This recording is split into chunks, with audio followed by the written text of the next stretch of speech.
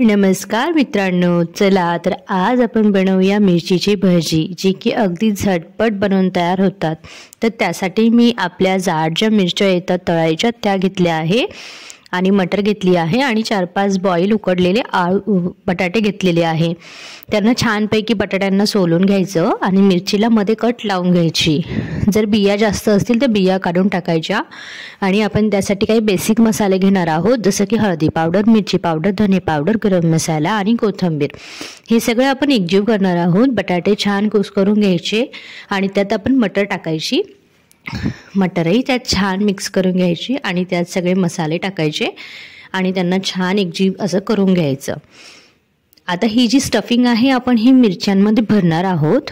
याला राजस्थानमध्ये खूप फेमस मिरच्या असतात, राजस्थानी मिरची वडा असं बोलतात। आज आपण हे करणार आहोत।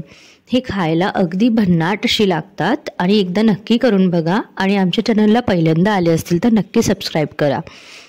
बघा तर अशी स्टफिंग एकदम छान अशी फिल करून घ्यायची, दाबून दाबून भरायची, जेणेकरून एकदम खायला अगदी चविष्ट लागतात।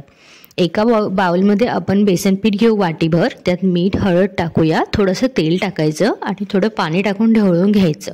व्यवस्थित असं बॅटर तयार करून घ्यायचं। खूप जास्त पातळही नाही, खूप जास्त थिकही नाही।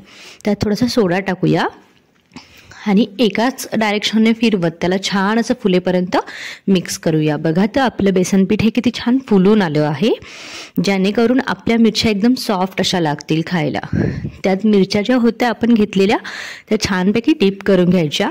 एक एक मिरच्यांना आपण छान व्यवस्थित असं आलटून पालटून त्याला बेसन व्यवस्थित कोटिंग करून घेऊया आणि त्याला छान अशा गरम अशा उकळत्या तेलामध्ये त्या मिरच्या सोडायच्या आणि फुल फ्लेमवरती ह्या नाही शिजवायच्या, नाहीतर ह्या बाहेरून तर शिजून जातील आणि आतून कच्च्या राहून जातील।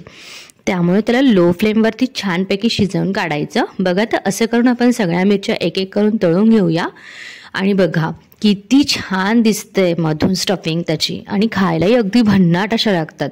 एकदा ही रेसिपी नक्की ट्राय करा आणि आमच्या चॅनलला नक्की सबस्क्राईब करा। एन्जॉय।